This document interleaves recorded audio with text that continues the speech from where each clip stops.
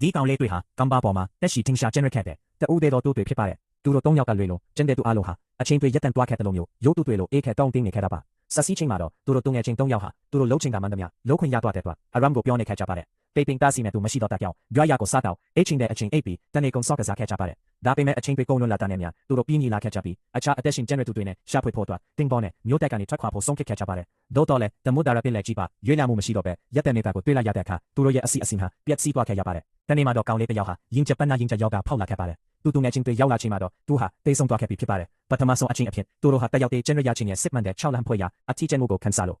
ကြပါတဲ့သူတို့ဟာလေးလံတော်စိတ်နှလုံးနဲ့သူငယ်ချင်းဖြစ်သူကိုသူအကြိုက်ဆုံးကစားကွင်းထဲမှာတင်းကြောပေးခဲ့ကြပါသည်ခုချိန်မှာသူတို့လုပ်နိုင်တာဆိုလို့အချင်းတွေပုံမှန်အတိုင်းပြန်လဲပါလာဖို့စောင့်ဆိုင်ရုံပဲရှိပါတော့တယ်ဒါပေမဲ့တော်နှစ်ကမြင့်သွားခဲ့တော့လေဘာမှပြောင်းလဲမလာခဲ့ပါဘူးနောက်ဆုံးမှာတော့ချိန်ခဲ့တဲ့ကောင်းလေးနှစ်ယောက်ဟာမျော်လင့်ချက်အားလုံးကုန်းဆောင်သွားခဲ့ပါတယ်သူတို့ဟာဒီအထီးကျမှုကိုဆက်လက်မတောင့်ခံနိုင်တော့ပဲပင်လယ်ထက်ကိုခုံးဆင်းလိုက်ကြပါတယ်ကံကြမ္မာအလိအပြောင်းအနေနဲ့ကွက်တီစော်တယ်လို့အချင်းတွေဟာမထင်မဲ့ပဲပြန်လဲပါလာခဲ့ပါတယ်သူတို့ထက်ကတယောက်ပဲကမ်းခြေကိုပြန်ရောက်အောင်ကူးခတ်နိုင်ခဲ့ပါတယ်ခြံတဲ့လူအားလုံးအတွက်ကတော့တစ်စက္ကန့်လေးပဲအုံလွန်သွားခဲ့တာဖြစ်ပါတယ်